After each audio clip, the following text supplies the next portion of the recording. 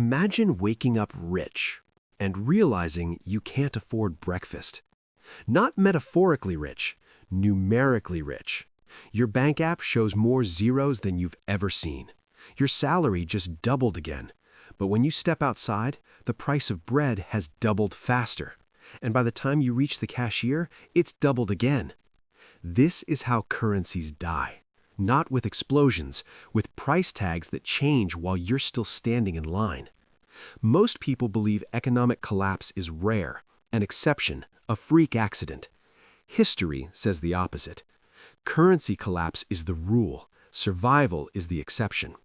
In the last 100 years alone, it happened in Germany, then Zimbabwe, then Venezuela, then Lebanon.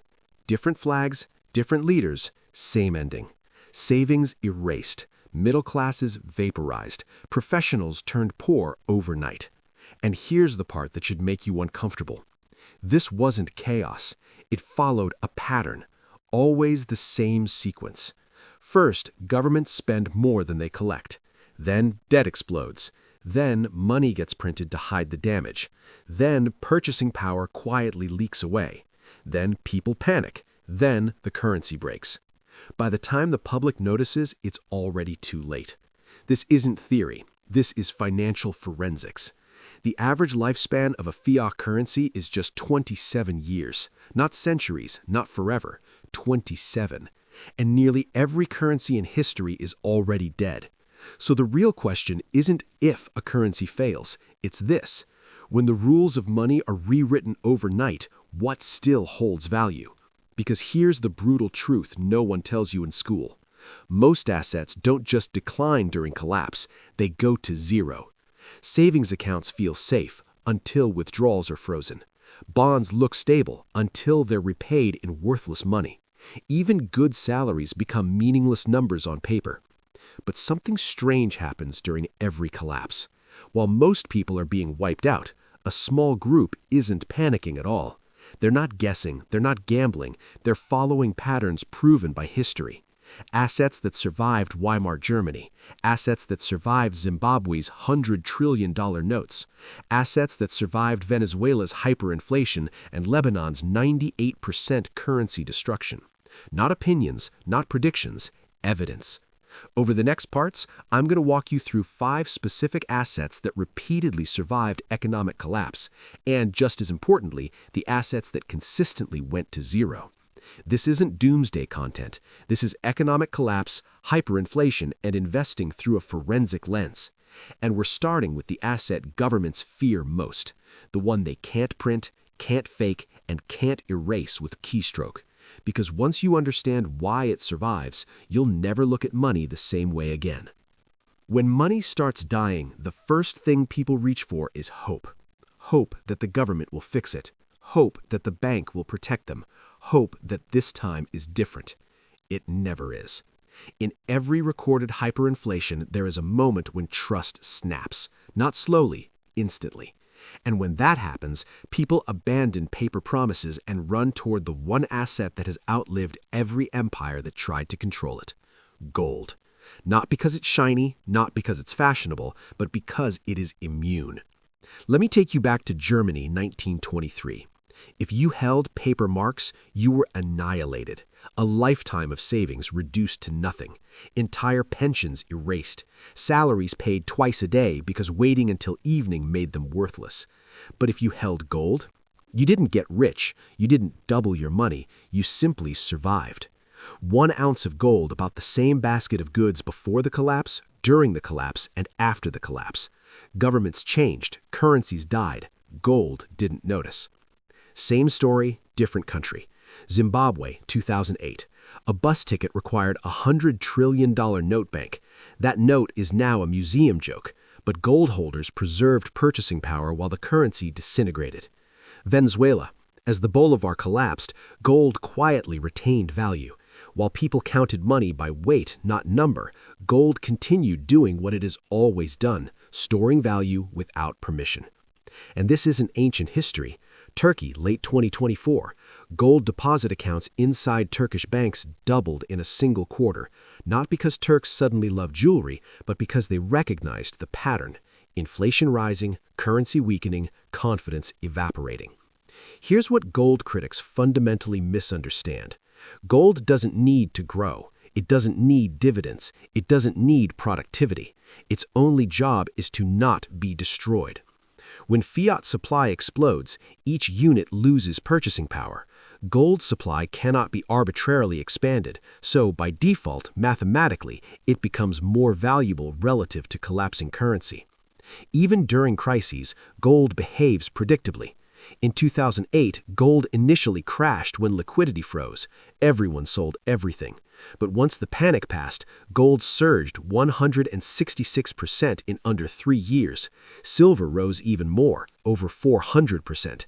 Same in the 1970s stagflation.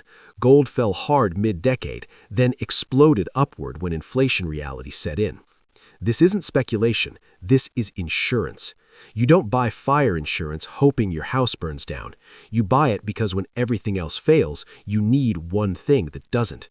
But here's the tension most people miss. Gold protects purchasing power, but it doesn't help you transact day to day when systems freeze. And when your local currency is collapsing, there's another escape route people instinctively take, and one that separates those who maintain 100% of their wealth from those who lose nearly all of it. And it's not gold. It's something far more practical, far more immediate, and far more dangerous if you don't already have access to it.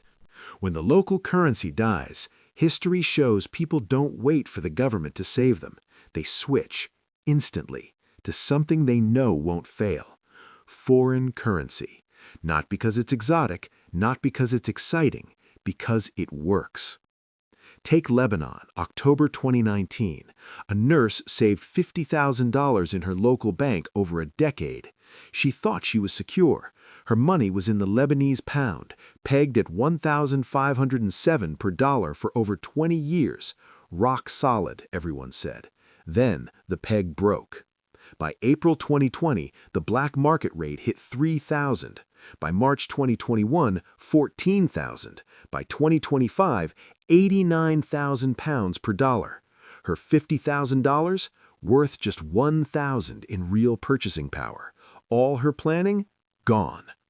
But her colleague, a fellow nurse, kept savings in US dollars outside the collapsing banking system. She lost nothing, 100% preserved. She wasn't lucky, she simply held money that didn't fail. Zimbabwe did the same in 2008. People abandoned their own dollar completely and switched to US dollars for every transaction, even before the government legalized it. Ecuador, Panama, El Salvador, different continents, same solution. Even today, Venezuela sees the same pattern. The local bolivar is technically legal, but major purchases happen in dollars. Argentina, Cambodia, other collapsing economies. People vote with their wallets. Here's the lesson you must understand. Foreign hard currency is survival money, not speculation, not a hedge, survival. It is the difference between maintaining your lifestyle and watching decades of work vanish overnight. But even this has limits. You can hold dollars, euros, or francs and still struggle if your local system collapses completely. Access is critical. Banking restrictions, withdrawal limits, political interference, any of these can trap your foreign holdings. And that's why history shows that diversification isn't just nice, it's mandatory. Because holding just gold or just foreign currency is only part of the puzzle. You need assets that can actually grow or maintain real value while the local economy collapses, even if the money itself is worthless. Which brings us to the next type of asset, the one most people never consider when panic spreads. It seems counterintuitive until you understand the mechanics of a collapsing economy. This asset doesn't sit in a vault, it doesn't sparkle, it's tied directly to productivity. And when the currency dies, it's the only thing that can keep generating real wealth in real terms. I'm talking about productive equities, real ownership in real companies, stocks, businesses, factories, land, equipment, inventory, things that keep making value even when the currency around them is burning.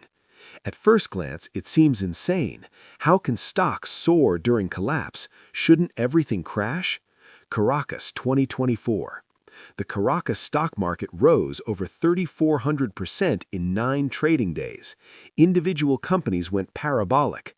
Mercantil Servicio Financiero jumped 200%, Can TV 219%, Banker Provincial 171%. The economy was falling apart, yet stocks skyrocketed. Why? Because a stock isn't a number on a screen. It's a share of something real, something that produces value. Here's the crucial distinction most people miss. If a company earns only in the collapsing local currency, its real profitability evaporates. Nominal stock prices might rise, but wealth is still destroyed. But companies that earn revenue in stable foreign currency, exports, international contracts, don't just survive, they thrive. Their real value increases while the local currency crumbles. It's like owning a factory in a sinking ship, but your factory produces goods that sell in lifeboats that still float. Historical examples. Mexico, 1994. Companies with export capabilities survived the peso crisis. Asia, 1998. Firms selling internationally weathered currency meltdowns, while domestic-only operations collapsed. The takeaway? Not all stocks are created equal during collapse. Only those connected to stable, real, and foreign cash flows maintain or grow real wealth. Equities are more than paper. They're dynamic wealth generators in chaos. But even with gold, foreign currency, and productive equities, there's a part of history that surprises most people. Survival doesn't always come from money or ownership. Sometimes it comes from tangible essentials you can trade when everything else freezes. Consumables, barter goods, immediate use items, things people need now when currency and banking systems fail completely. And what you choose here can mean life or death during acute crisis moments. When the system collapses completely, money stops working, banks freeze, ATMs go dry, salaries disappear, but people still need to live. That's where consumables and barter goods come in. Cigarettes in post-World War II Germany, flour and fish in Venezuela, medical supplies, water, batteries, even soap, items that hold immediate practical value when everything else is meaningless. These aren't long-term investments, you can't retire on them, but during acute collapse, they are the currency of survival, the only thing keeping families fed, healthy, and alive. And then there's agricultural land, the ultimate immovable asset, the one thing humans cannot live without: food. During the Great Depression, farmers had a massive survival advantage over city dwellers. Gardens, orchards, dairy cattle, real tangible wealth that produced calories. In Venezuela, landowners producing food remained protected, even as money and cities collapsed around them. But land has vulnerabilities. It's illiquid. Political interference can seize it. Taxes can force fire sales. Crops for export are far safer than local-only production because they generate stable foreign revenue. Here's the stark reality. Assets that survive collapse are not glamorous. They are not always profitable, but they hold real value when the rules of money are rewritten. The 5 assets that repeatedly survived economic collapse are precious metals, gold and silver, impervious to debasement; foreign hard currencies, the escape valve during collapse; productive equities with export revenue, wealth that grows even as local money dies; consumables and barter goods, immediate liquidity in immediate crisis; and agricultural land, the ultimate source of sustenance and fundamental value. And the ones that went to zero? Fixed income securities in collapsing currencies, credit evaporates; domestic savings accounts in failing banks, purchasing power destroyed. The lesson isn't panic, it's preparation. Diversify across these proven survivors. Hold assets that respond differently to monetary failure. Spread your risk globally. Protect your wealth before history repeats. Currency collapse isn't hypothetical, it's predictable. The only question is, will you recognize the pattern before it's too late, or will you be standing in line at a bakery wondering how a loaf of bread just cost 200 billion marks? The choice is yours. Position wisely, diversify, survive.